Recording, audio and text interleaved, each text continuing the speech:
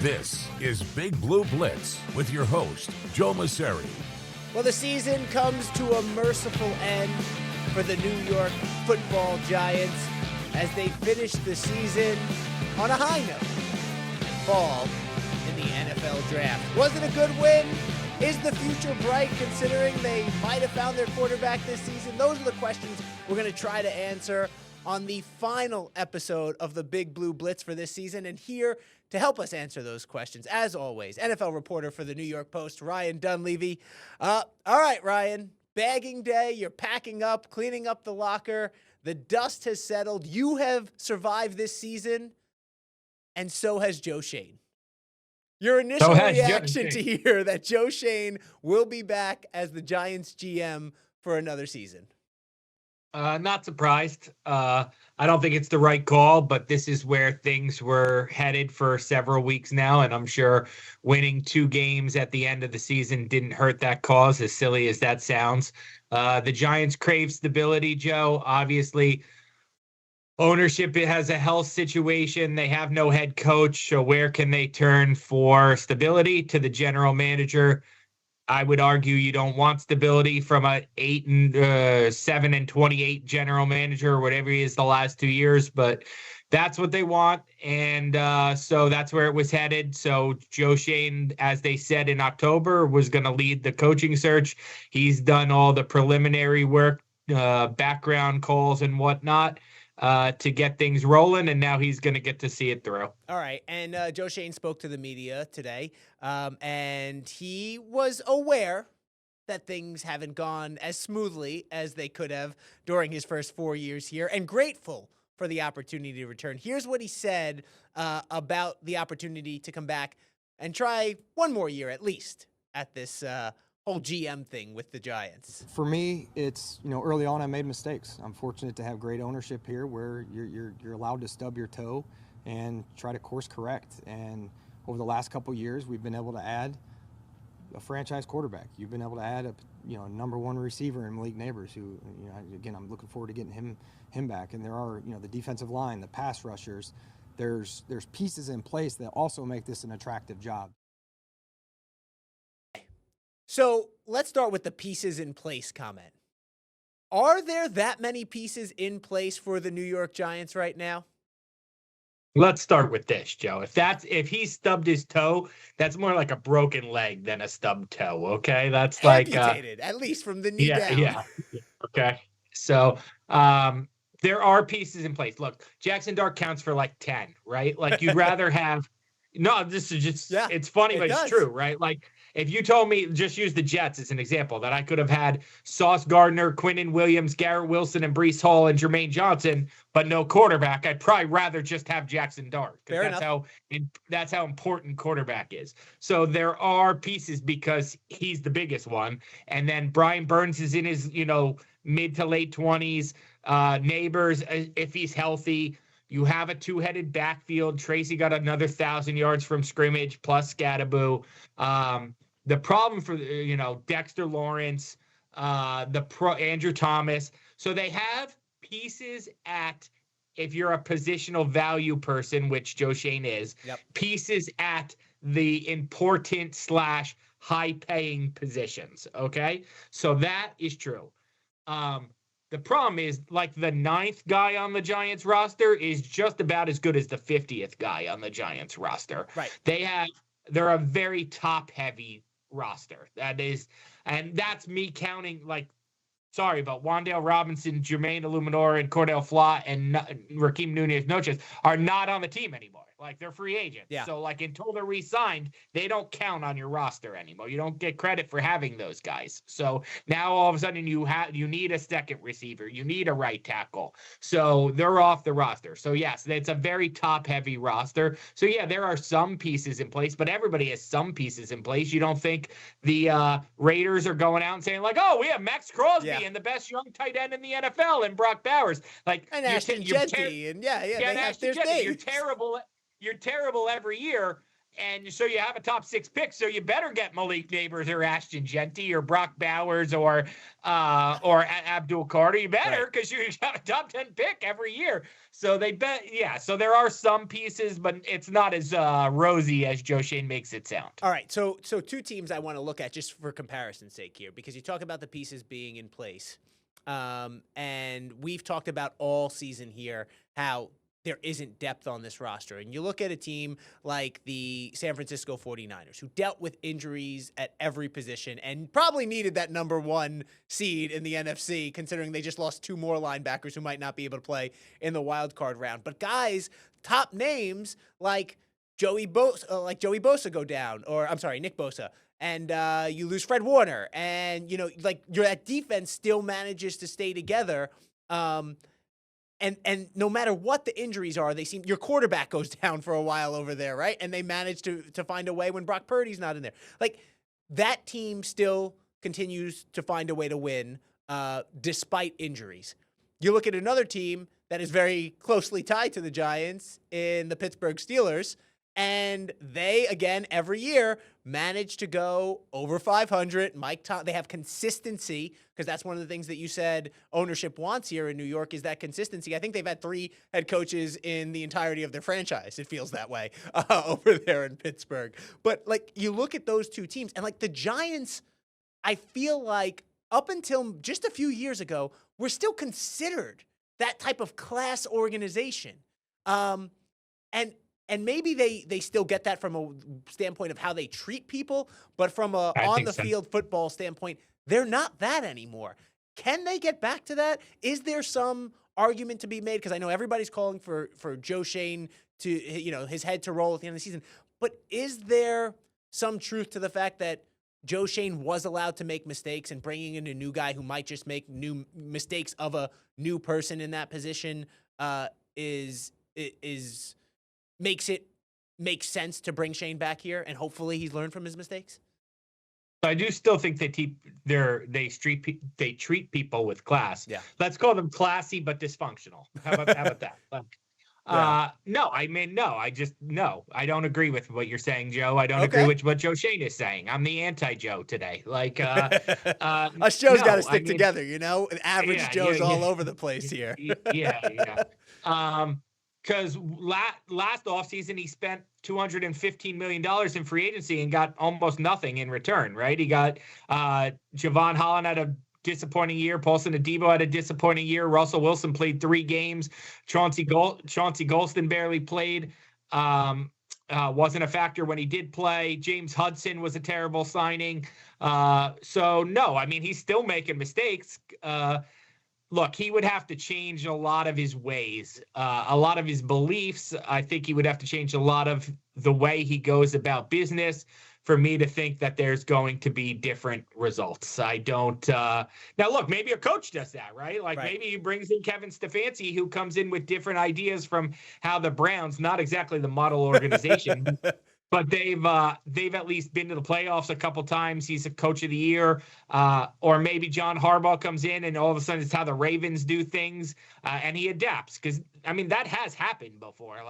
There are examples of where, Jason Light, the Bucs GM, was considered one of the best now. He should have been fired probably twice before he landed on Bruce Arians and Tom Brady. Yeah. So, the problem with the Giants is it's not that Joe Schoen can't work. It's that if this happens, and if this happens, and if this happens, then maybe they made the right decision to bring back Joe Schoen. So it's almost like they had a predetermined outcome and they fit things together to make it make sense. Where instead of following the things and coming to the outcome, they had the predetermined outcome and found the ways to get there. Yeah. Well, you mentioned a lot of names that could potentially be the next Giants head coach. And the names you mentioned so far all have prior coaching experience, I believe. We might have snuck one in there on me. Is that going to be a necessity for the Giants' next head coach, prior head coaching experience? A necessity, no. An advantage, yes. So I think that will be an advantage. I think that puts Kevin Stefanski near the top of the list. I think that puts Jeff Hafley, the former Boston College head coach, who is now the Packers defensive coordinator, near the top of the list. I think if John Harbaugh got fired, he would jump to the very top of the list. He might even be number one on the list. But he would have to get fired first by the Ravens. Not thinking Pete Carroll's coming here, or who else got Jonathan Gannon. I'm not thinking they're coming there. Raheem Morris not coming here. Yeah, Raheem Morris. So it's possible that the head coach will be somebody who's been a head coach before, maybe even preferred. But I don't think they'll weed out a Jesse Minter or a Chris Shula or somebody who doesn't have head coaching experience just to check the box. They made that mistake with Pat Shurmur when they wanted an adult in the room, so to speak, and that didn't work out. He went 9-23 with the Browns, then went 9-23 with the Giants. We always hear about, you go from an offensive guy, then you want a defensive guy. You go from the guy who's a little bit looser to the disciplinarian, right? You just want the opposite kind of what you had in the room when you're making the change. Correct. Do you think you're going to see that with the Giants, that we'll see that this time around? From that standpoint, yes. So I don't necessarily think it'll be like, oh, they had offense, we need defense. It just so happens that most of the best candidates this cycle, I think, are defensive-minded, but that doesn't mean it won't be Clint Kubiak or Mike McCarthy or somebody offensive-minded, Davis Webb, somebody offensive-minded. That doesn't mean that. I think that's still possible. I do think personality-wise, you are going to get away from the Brian Daboll, let's call it player-friendly, lax, skirting some accountability. I think you are going to get more of a disciplinarian, maybe not the full Bill Belichickian, Matt Patricia, Joe Judge experience, but certainly somebody with more rules in place than Brian Daboll had. All right. Mike Kafka tried to put a few more rules in place during his time as interim head coach here. You look at what Kafka did. He gets those 2 wins at the end of the season here. Say what you want about whether those are good things or bad things for the future of the New York Football Giants franchise here. But when you look at Kafka, he said he'll be happy to stay as long as he's welcome. Thanked, obviously, ownership for the opportunity here. What do you think his future is? Is there any chance that he stays on as an offensive coordinator for some continuity for Jackson Dart? I think it's possible. Yeah, his chance as a head coach are very, very minimal for the Giants. His chance of being a head coach somewhere else, I think, are not as good as they were before he took this job next year, but that doesn't mean he can't go somewhere else, be an offensive coordinator for, say, the Seahawks, who liked him as their offensive coordinator 2 years ago. Say Kubiak gets hired and they bring in Mike Kafka, and he's good there. Maybe he's a head coach in 2027. But to answer your original question, is there a chance he's the Giants offensive coordinator? I think there is. Some of those defensive-minded head coaches I rattled off are from the Shanahan or McVay coaching tree, so they probably have their own offensive guy in mind. But if Lou Anarumo, who is the Colts offensive coordinator, came in and defensive coordinator came in and he needed an offensive coordinator, is there a chance it could be Kafka? Sure, that it's possible. He would have to eat some humble pie there. You go from being the interim head coach to now taking orders again. That's not the easiest thing to do, but Mike Kafka seems like that kind of guy that would be open to that. What you saw from him over this stretch as interim head coach, and especially as it pertained to the offense, was it overall net positive for him in your eyes, or were we in the same spot they were before? For him, for his resume? Yes. Yeah, I think it was probably a net negative, and I think most interim coaches are. I don't necessarily think I would want to be an interim head coach. I don't know if you can turn it down, but it didn't work well for Jeff Ulbrich, and I don't think it worked well for Mike Kafka. Look, he did flex a little bit of muscle by benching Abdul Carter, firing Shane Bowen and Brian Cox. He did show he has some gumption to make the tough moves. Jackson Dart didn't play his best ball under Kafka. He played okay there the last 2 games in the winning streak, but not his first 3 games back. And you get put in a spot with a not very good team, with a team that, doesn't see you as their permanent leader, so doesn't give you their full attention, their full effort, and then you get graded on like how you would do in these situations. How are you as a play caller? How are you as a game manager? How are you as a leader? Well, it's totally different if the team looks at you as they're like, this guy's going to be judging my future for the next 4 years. So you're put in a spot to do the job, evaluated like you have all the tools to do the job, and you're working with half a toolbox. Like that is not necessarily a great spot to be in. We got to take a quick break. When we come back, we're going to talk about the special honor that the Giants gave their owner after their Week 18 victory, and why one of those pieces in place, we're not sure exactly how in place they will be for the start of next season. We'll get to that and more when the Big Blue Blitz returns. Stay with us. We're coming right back. Welcome back to Big Blue Blitz. Well, the Giants get a win in Week 18 over the Cowboys. And with the win, they drop to the 5th overall pick in the upcoming NFL draft with plenty of holes to fill. As we know, momentum doesn't really carry over from one season to the next. Welcome back to the show. I'm Joe Mauceri. With us each and every week here is Ryan Dunleavy, NFL reporter for the New York Post. Ryan, you know, the Giants got that win, and while fans may have been upset about it, there was at least one person who was extremely happy, and that was owner John Mara. The Giants gave him a nice tribute after the game, giving him a game ball, and here is what interim head coach Mike Kafka had to say about presenting Mara with the game ball after the win. It's great to have him around. It's great to have him around the facility and the players and the coach. I mean, he brings that energy to the locker room. He was there today. We presented him with a game ball. Talk about toughness and resiliency. You know, he's one of the poster child for that. And coming up and still continuing to lead our organization. Very happy and very proud and very fortunate to work for a man like that. The fact that he shows up for us, still comes to the facility to work, and he loves ball. He loves this organization. He gives it everything that he has. And, from my perspective and everybody around here just has the utmost respect for him and is rooting for him and praying for him. And, I just think that he's a special individual, and to continue to support us while he's going through, probably the hardest time of his life right now, it just says a lot. You know, we talked at the beginning of the show about how the Giants are still viewed as a classy organization in the way they treat people. It seems the owner getting some of that back from his coach and players there. But when you heard about that moment of them giving him the game ball, what was your reaction there? I thought yesterday was a important day for the franchise in terms of there were no plane banners. There were no chants of fire, anybody. And it was yesterday was a win for John Mara. It was a win. This is a guy who does not believe in tanking.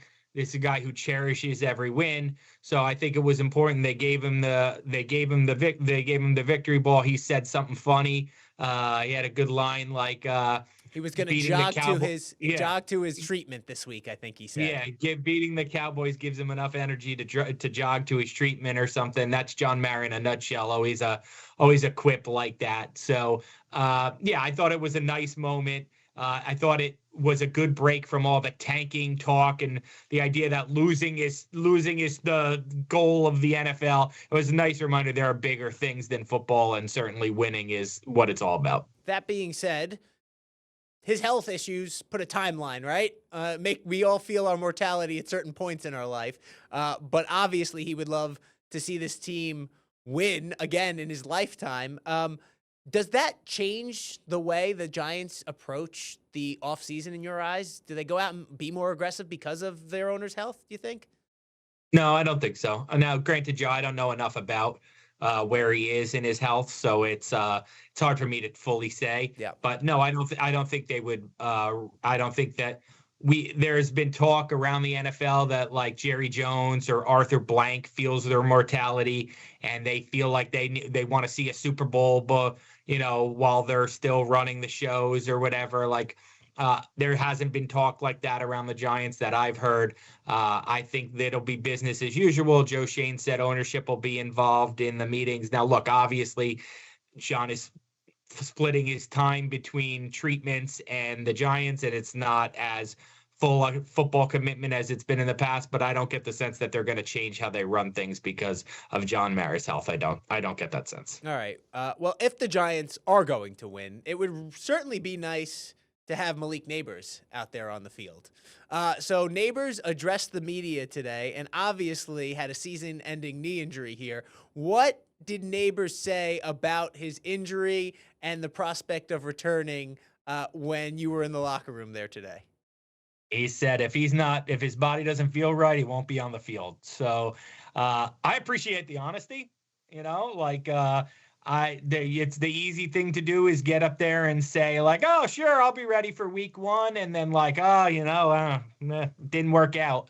And like provide false hope. Like, no, Neighbors was pretty honest that like he won't be on the field till he feels like he's himself.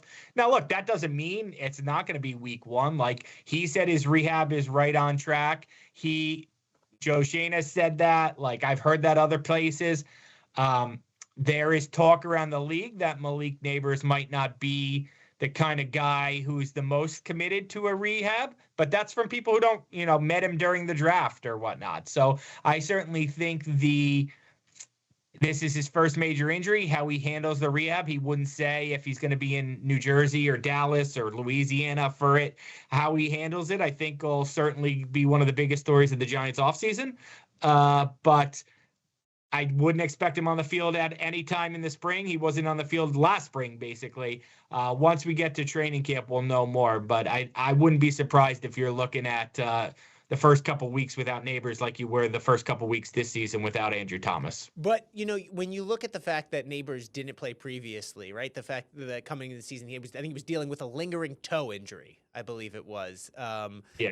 From college, right? This is something. So when you talk about him not being committed to the rehab, you can understand. I didn't say he's not. Some people around the league, right? People around the league question whether he's the kind of guy to be fully committed or right. But you can understand, I think, where that speculation might come from if that toe injury is keeping you out there. But here's the thing: when he was on the field, it didn't seem like he missed that practice time. So I wouldn't be concerned at all if I'm a Giants fan about whether or not he's there pretty much Monday through Saturday. Is he there on Sunday?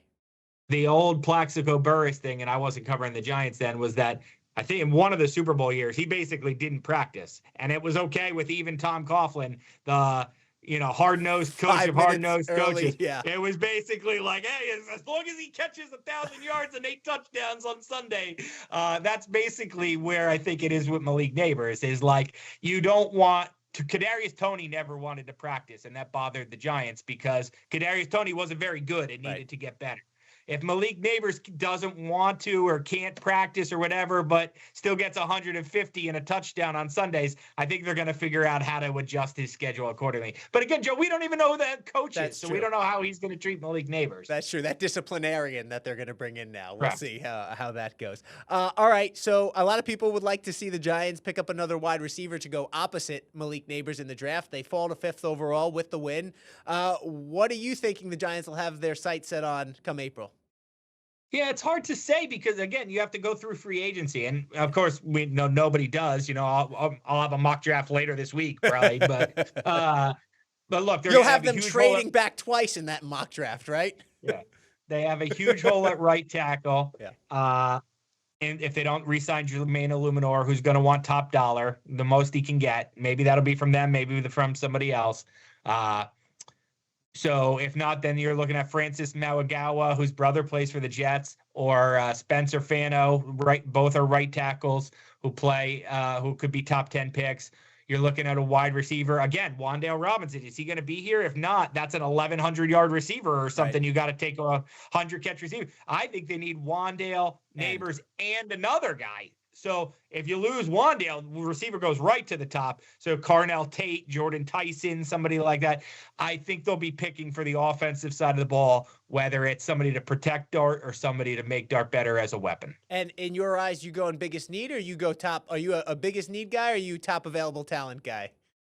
No, I'm I hate when the GMs say this and they're like, "Oh, I marry the two between." And give me the best player. And I don't care, honestly. You know how I feel about running backs. I don't care if it's Jeremiah Love. I don't care if it's a safety. Like, Caleb Downs is probably one of the best 3 prospects in this draft, the safety from Ohio State. He's going to fall down the draft board because he plays safety. You think anybody regrets drafting Kyle Hamilton at 14 and letting him, the first 13 teams regret letting a first team All-Pro? Let me tell you something. Yeah. They do. Yeah. So look when he went off the field. When he went off the difference field. Maker. Yeah. Correct. He's probably the reason they're not in the playoffs right now. I wouldn't necessarily go defense for the Giants, but if it's Jeremiah Love, if it's a tight end, if it's whatever difference maker will make a difference, that's what I want. Before we started the show this season, they asked me whether I wanted a value play, a need, or the best available talent to come on the show each and every week. And I said, give me the best available talent. And Ryan Dunleavy was available. And he said yes, and he came on the show each and every week and helped us get through another miserable season for the New York Giants. Go ahead, Ryan. I was waiting for the punchline there. You're supposed to say, I said the best available talent, and 5 phone calls later, you said yes. No, listen, I appreciate you coming on each and every week. You are too humble, sir. You are fantastic covering our New York football teams and make it palatable and interesting. So we appreciate you coming on, and I'm sure we'll be talking not too long, whether it's coach or draft or free agency. Make sure you check him out. Ryan Dunleavy, NFL reporter for the New York Post. Appreciate you, bud. Thanks for the time each and every week. Thanks for having me on, Joe. This was fun. All right, Giants fans. Plenty more drama to follow. The offseason just getting underway for Big Blue, and plenty of storylines will be here throughout to cover them for you. For now, for Ryan Dunleavy, I'm Joe Mauceri. Thanks for watching the Big Blue Blitz this season. Talk to you soon.